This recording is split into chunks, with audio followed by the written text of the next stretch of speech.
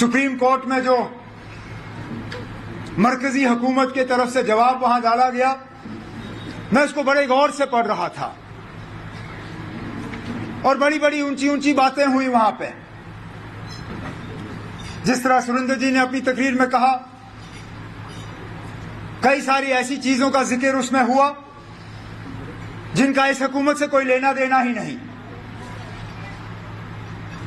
मैं हैरान हुआ जब मैंने उसमें ऐसे पावर प्रोजेक्ट्स के नाम सुने जिन पावर प्रोजेक्ट्स का संग बुनियाद मेरी हुकूमत में रखे गए थे, लेकिन उनको भी 370 और 35A के साथ जोड़ने का काम। टूरिज्म, जैसे 2019 से पहले कोई टूरिस्ट जम्मू कश्मीर आया ही नहीं। अमन, जैसे इससे पहले जम्मू कश्मीर में कभी कोई अमन था ही नहीं।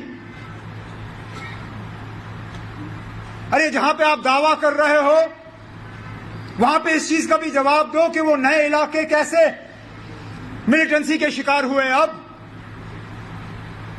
पुंछ में जिस तरह के हमले देखने को मिले, रजौरी में जिस तरह के हमले देखने को मिले, अरे उसका भी जिक्र करते आप सुप्रीम कोर्ट केस जो आपने फाइल किया, उस पर क्यों खामोश? जो लगातार एक के बाद एक पिछले 1-2 साल में माइनॉरिटीज को निशाना बनाया गया कश्मीर में, जो कई सालों से हमने नहीं देखा, उसका जिक्र क्यों नहीं किया आपने? उस पे खामोश क्यों? जिस G20 का आप थकते नहीं हो ढंडोरा पीटने में, उसके साथ ये भी कहते ना कि उस मीटिंग को वहां करने के लिए आपने श्रीनगर के लोगों को घर में कैद रखा। आपको बाकी मुल्क से पता नहीं कितने और हजार वहां पे फौज तैनात करनी पड़ी।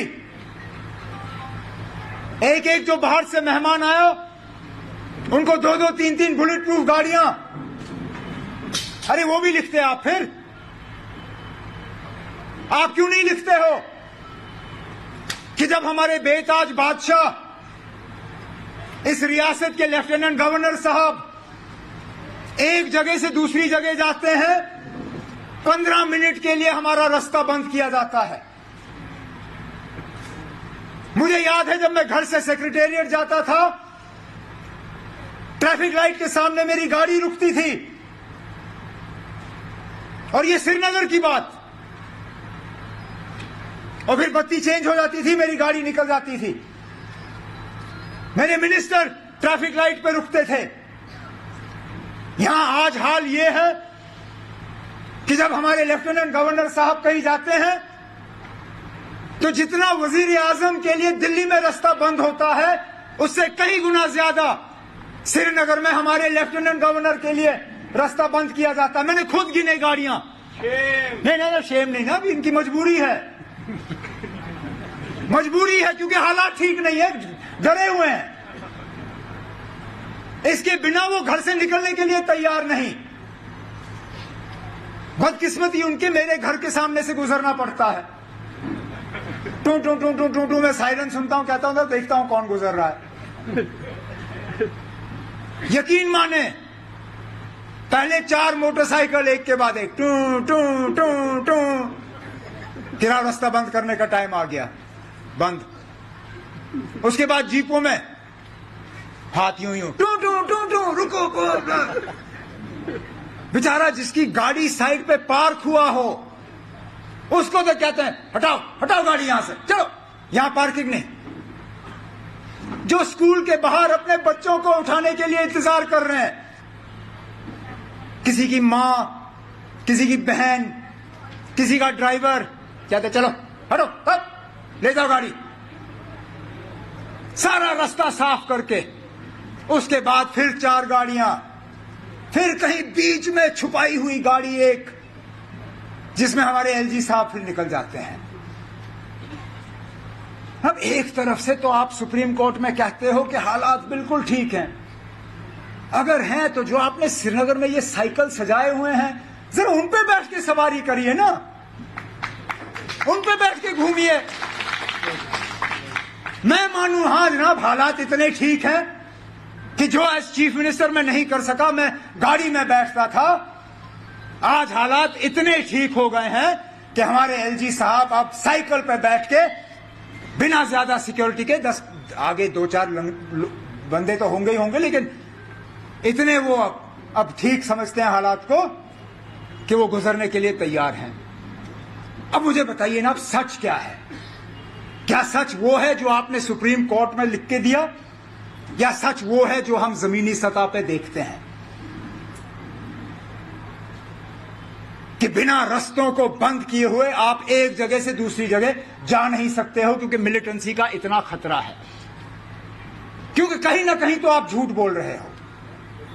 या तो ये रास्ता बंद करने का सिर्फ आपको शौक है, इसकी जरूरत नहीं है लेकिन आपको शौक हो गया तो आप कर रहे हो, या हालात इतने खराब हैं कि ये रास्ता बंद करना आपकी मजबूरी है। अगर हालात इतने खराब हैं, ये आपकी मजबूरी है, फिर जो आपने सुप्रीम कोर्ट में बोला है वो झूठ है। दोनों सच हो नहीं सकते। नौजवान बेरोजगार, उसकी बात क्यों नहीं? यहां लिस्टें निकलती हैं, दूसरे दिन लिस्टों के खिलाफ आवाज उठती है कि इसमें धांधली हुई है, तीसरे दिन लिस्ट को रद्द किया जाता है, चौथे दिन इंक्वायरी होती है, उसके बाद सिलसिला खत्म। बेचारे जो मेहनत करके इम्तिहान दे के सिलेक्शन का सारा प्रोसेस कंप्लीट करके ईमानदारी से वहां पे उस लिस्ट में दाखिल हो जाते हैं, पता नहीं उनमें से कितने सारे ओवरेज हो जाते हैं इंतजार करते करते कि कब हमें रोजगार का मौका मिलेगा। कीमतें आसमान को छू रही हैं।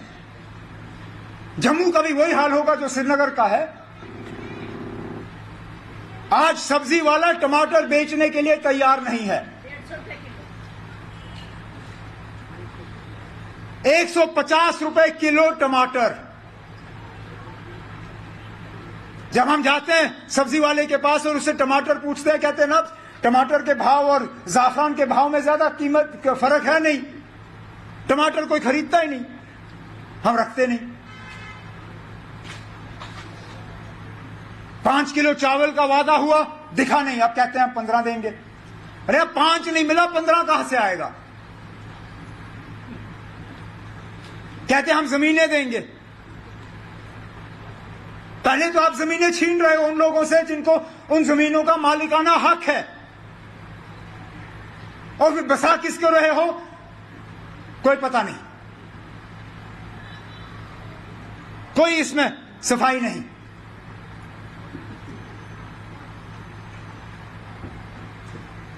तभी तो ये लोग परेशान हो जाते हैं जब कोई सियासी थोड़ी सी गर्मा गर्मी हो जाती है। ये सुरेंद्र जी हैं, इतने बहादुर हैं कि वो ये और मैं जानते हैं कितना प्रेशर इन पर लगा पिछले दिनों में। अब कुछ चीजें हैं जो हमें अपने आप पे मतलब रखनी है, लेकिन आप अंदाजा नहीं कर सकते हो कहां कहां से इसको दबाव आया। मैं कहता हूं वो लोग अगर इस रियासत को चलाने में इतनी मेहनत करते, जितनी मेहनत इन्होंने इसको रोकने पे की, अरे यहां तो लोग इतने मुतमईन होते, इतने खुश होते कि किसी और चीज की जरूरत ही नहीं होती। अरे किन किन ओहदों पे वो लोग बैठे हैं जिन्होंने इनको पकड़ने की कोशिश की, कितने अफसर इनके पीछे लगाए। मैं इन अफसरों से कहता हूं ना, जरा सा शर्म तो करो। आप लोग सरकारी मुलाजिम हो, आपको हर हुकूमत के साथ काम करना है। ये लोग आज हैं, हमेशा के लिए नहीं होंगे। मत करो, हमेशा के लिए नहीं होंगे। और मैं मानता अगर आपको अगले 6 महीने आप इन्हीं का साथ देते देते रिटायर हो जाओ, लेकिन वो लोग जिनको आगे 15-15, 20-20 साल का सर्विस है, कम से कम उस सर्विस का तो लिहाज करो। अपनी नौकरी के साथ इंसाफ करो, वफा करो। आपका काम नहीं है सियासत में पढ़ना, वो सियासतदानों का काम है। कौन आता है कौन जाता है, तो लगता है जैसे हुकूमत का काम है तंजीमों को यहां तोड़ना और जोड़ना। हमारे साथियों को यहां से लेने में भी इन्हीं लोगों का रोल है, और जो हमें ज्वाइन करने की कोशिश उनको रोकने में भी इन्हीं लोगों का रोल। मैं क्या बताऊं, कश्मीर से एक सीनियर एक रीजनल पार्टी से ताल्लुक रखता है वहां कश्मीर में, जाना पहचाना, हमें ज्वाइन करने की उसने वो मन बना लिया था। चुपचाप मुझे मिला भी, डेट भी फिक्स हुआ, और फिर इंतजामिया पीछे पड़ गई। गलती वही की कि उसी वक्त मुझे उसको पकड़ना था, हार पहना के उसकी तस्वीर लेके पूरे बाजार में बेचना था मैंने।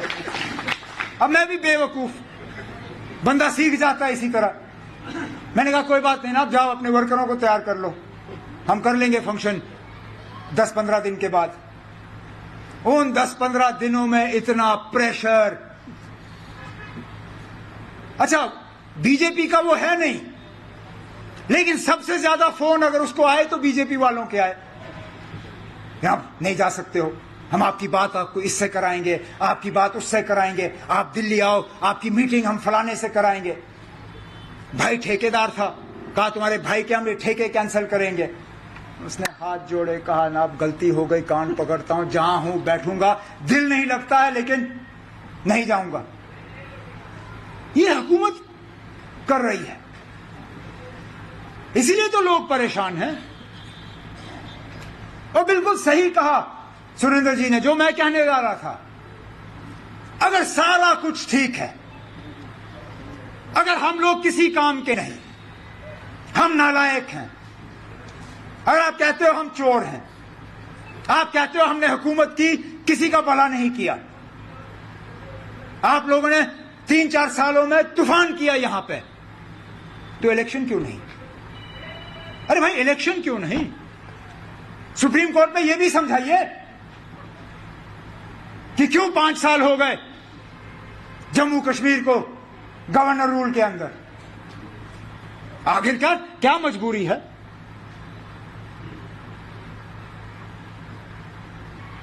एक तरफ से आप कहते हो कि सारा कुछ बड़ा अच्छा,